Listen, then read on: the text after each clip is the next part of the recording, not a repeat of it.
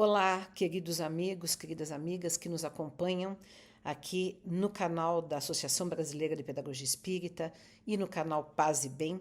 Voltamos com o nosso programa semanal Conexões Espiritualidade Crítica. E hoje eu vou falar sobre um tema que é mais ou menos sobre a essência da nossa temática aqui, que nós trabalhamos toda vez com diversas nuances, né? É a questão das relações entre a esquerda e a espiritualidade, né? Entendendo-se que esquerda é uma vasta gama de ideias que se opõem ao sistema vigente. A esquerda é sempre anticapitalista, a esquerda é sempre preocupada com a justiça social, com a igualdade, com a liberdade, com um reino de justiça na Terra, com a transformação do mundo, com a extinção da fome, com a extinção das desigualdades, das injustiças, enfim, né? Esquerda tem esta conotação. Pode ser marxista, pode ser um socialismo mais ameno que o marxismo, pode ser anarquista, enfim. E o termo esquerda nasceu lá na Revolução Francesa, ainda nem havia marxismo, anarquismo, nada disso, né? Que eram aqueles dos sans-culottes, né? Aqueles que, dentro da Assembleia Geral, né, dos Estados Gerais lá da França, antes da Revolução, era aqueles que representavam o povo e se sentavam à esquerda, em oposição aos aristocratas, ao clero, né, à monarquia. Então, vejam, a esquerda sempre representa uma oposição ao que está posto de injustiça, é o que está posto em termos de organização econômica, social, política da sociedade. Muito bem. Posto isso também, quando falamos de espiritualidade, falamos de todas as religiões, porque todas têm o seu caminho de espiritualidade, como a gente já comentou aqui, né? Mas também falamos de uma espiritualidade livre, crítica, não necessariamente ligada a uma tradição específica. Então, os dois termos, esquerda e espiritualidade, são bem amplos e cabem muitas nuances dentro desses termos. Porém, o que nos interessa aqui é o que podemos conversar, o que podemos estabelecer de diálogo entre esquerdas e espiritualidades, né? E aí é que vem a questão. Porque o que acontece? A esquerda se constituiu, na maior parte das vezes, nem sempre, porque nós tínhamos, por exemplo, socialistas utópicos, que eram todos espiritualistas, até reencarnacionistas, né? O Fourier, o Saint-Simon, o Saint-Simon falava de um socialismo cristão, né? E temos também, já desde o iluminismo, antes dos socialismos, né, temos aqueles que queriam a transformação da sociedade, mas ainda que tinham um apego a uma certa espiritualidade, a um certo conceito de Deus, como Voltaire, Rousseau. Outros não, como Diderot, d'Alembert, que eram ateus, né, como Condorcet, que eram absolutamente ateus e materialistas. E assim também foi se desenvolvendo esse pensamento no decorrer do século XIX, no decorrer do século XX, só que cada vez mais o materialismo e o ateísmo foi sendo associado a tudo que é progressista, a tudo que é transformador, né? E também nós tivemos sempre uma reação, né, à direita contra as transformações do mundo, né, da parte dos fundamentalismos religiosos. Nós já citamos aqui, por exemplo, hoje em dia nós vemos um avanço da extrema-direita apoiado, mantido e alimentado por fundamentalismos religiosos de todos os tipos, né? E aí tem católico, protestante, muçulmano, judaico, espírita, enfim. Há muitos fundamentalismos extremistas que são bem de direita, que são hegemônicos no poder, ou seja, que reforçam ideias que a esquerda combate, do tipo patriarcado, opressão das mulheres, repressão da sexualidade, homofobia, né, racismo, enfim, todas essas questões que fazem parte de um bloco do fundamentalismo e alimentam as pautas da extrema-direita. E, portanto, muita gente acha, por causa de todo esse histórico, muitas pessoas de esquerda acham que para sermos legitimamente de esquerda, para sermos legitimamente transformadores, até revolucionários do mundo, nós temos que abdicar e combater qualquer tipo, qualquer resquício que seja de espiritualidade, qualquer laivo, qualquer questão, né, qualquer fezinha que nós possamos ter numa transcendência, numa dimensão espiritual do ser humano, numa prática espiritual, etc. Porém, isso não é verdade. Primeiro porque é o seguinte, aqueles que de fato estudam todas as correntes de esquerda, sejam elas ateias, materialistas ou confessadamente cristãs ou inspiradas em algum tipo de espiritualidade, todas têm a sua origem em alguma, nessa raiz judaico-cristã. Por exemplo, muitos analisam que essa sociedade ideal comunista que o Marx imaginava, a sociedade livre também, sem classe, sem Estado, que os anarquistas propõem, tudo isso são heranças cristãs laicizadas, cristãs sem mais a denominação de cristianismo. Por quê? Quem anunciou um reino na Terra? Quem anunciou um reino de igualdade? Quem primeiro falou da igualdade entre todos os seres humanos?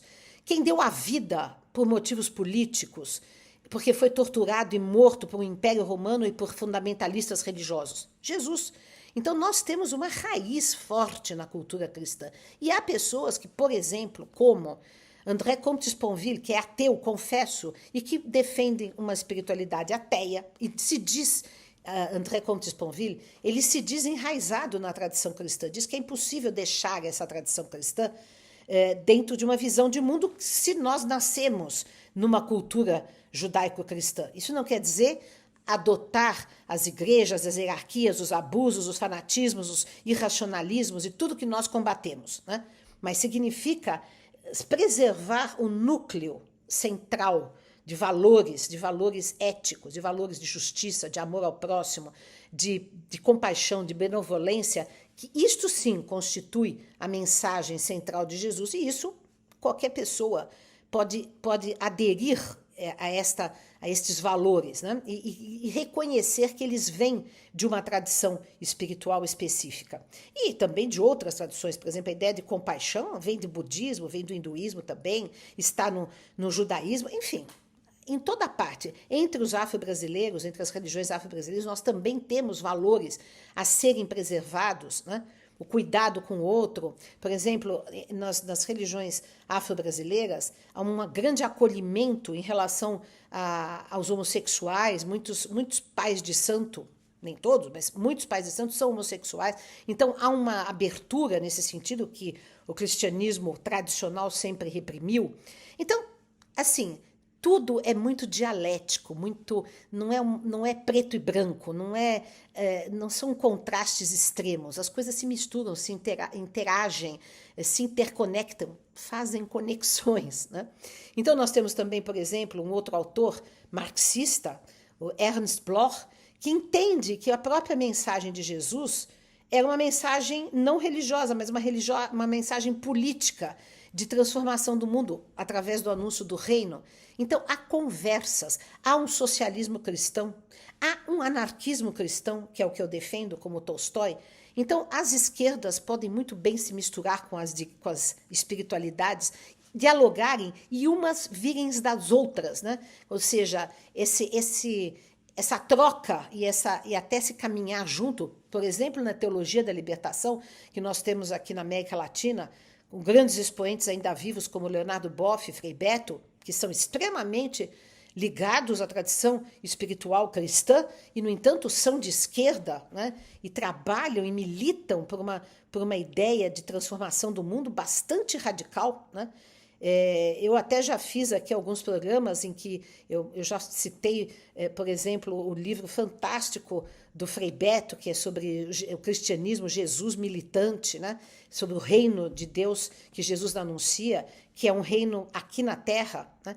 Então, não é preciso que nós nos escandalizemos, e quando eu falo escandalizemos, são os religiosos de direita e os esquerdistas ateus, que haja esse intercâmbio, este caminhar junto, essa possibilidade de diálogo, essa possibilidade de sim termos posições radicais de transformar o mundo, de estabelecer um mundo de maior justiça, de combater todas as mazelas que nós vemos na humanidade, os imperialismos, os domínios, os abusos, as opressões, as repressões, e ao mesmo tempo termos sim uma conexão com a dimensão espiritual. Ao mesmo tempo, sim, entendermos que a vida continua, que há uma transcendência do espírito humano, entendermos que é possível haver uma divindade que permeia todas as coisas, que aliás é o que pode nos garantir, a única certeza que pode nos garantir que essa esperança de um mundo melhor de fato se realize,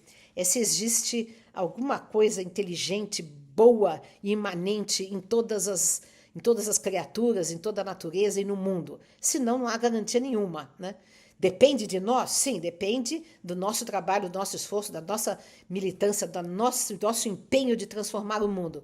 Porém, há uma garantia de que nós vamos chegar lá, de que esse reino virá, de que é possível sonhar com uma utopia, esperar uma utopia pela qual trabalhamos incansavelmente, mas que há digamos, algo, né, da natureza, da constituição das coisas, do universo, da vida, da história do ser humano, que garanta que nós possamos chegar neste ponto que desejamos, que esperamos, com que sonhamos e pelo que trabalhamos.